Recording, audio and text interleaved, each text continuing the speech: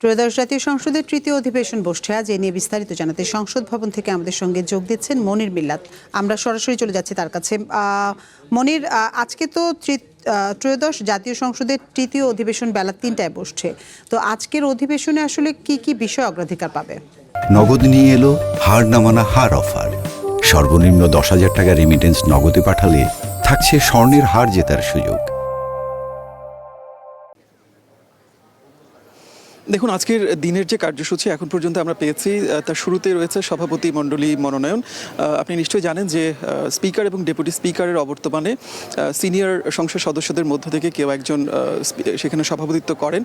সেই সভাপতি মণ্ডলী মনোনয়ন করা হবে। তারপর শোক প্রস্তাব, অর্থাৎ দ্বিতীয় অধিবেশন এবং তৃতীয় অধিবেশনের মাঝামাঝি সময়ে রাষ্ট্রে গুরুত্বপূর্ণ যাদেরকে আমরা হারিয়েছি তাদের জন্য শোক প্রস্তাব আনা হবে এবং তারপরেই আইন প্রণয়ন কার্যাবলী, যেখানে আপনি যেটি আসলে এর মধ্যে উল্লেখ করেছেন যে আজকে গুরুত্বপূর্ণ কয়েকটি বিল সংসদে উঠছে, যার মধ্যে সম্পত্তি হস্তান্তর সংক্রান্ত যে আইন, যেটি আসলে transfer of property act amendment bill 2026।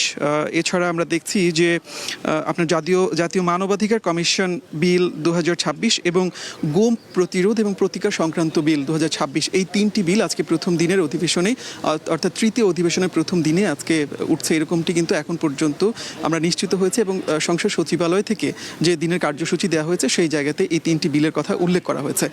আজকে সকাল থেকেই এখানে সরকার দলের যারা সংসদ সদস্য রয়েছেন তাদের সংসদীয় দলের বৈঠক ছিল এবং সেই বৈঠকে আমরা জেনেছি যে প্রধানমন্ত্রী তারেক রহমান তিনি সভাপতিত্ব করেছেন এবং এই তৃতীয় অধিবেশনে কোন কোন বিষয়গুলোতে আসলে গুরুত্ব দেওয়া হবে এবং সেখানে সরকার দলের ভূমিকা কী হবে সেই বিষয়গুলো নিয়ে আজকের এই বৈঠকে আলোচনা হয়েছে।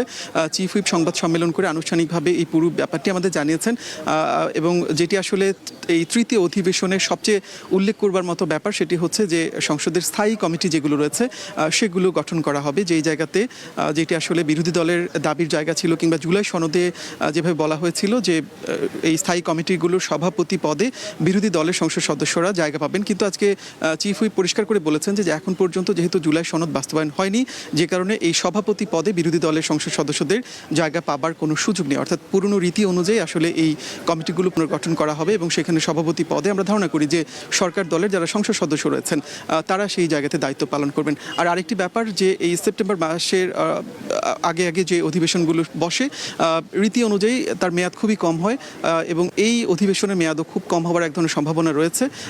সেটি 7 থেকে 10 দিনের মতো হতে পারে। আমরা জেনেছি যে দুপুর 2টায় কার্য উপদেষ্টা কমিটির বৈঠক শুরু হয়েছে। সেই বৈঠকে মূলত এই অধিবেশনের মেয়াদ কয়দিন হবে, কয়দিন ধরে এই অধিবেশনটি চলবে, সেই ব্যাপারগুলো চূড়ান্ত হবে। মনির মিল্লাত, আপনাকে অসংখ্য ধন্যবাদ আমাদের সাথে যোগ দেওয়ার জন্য।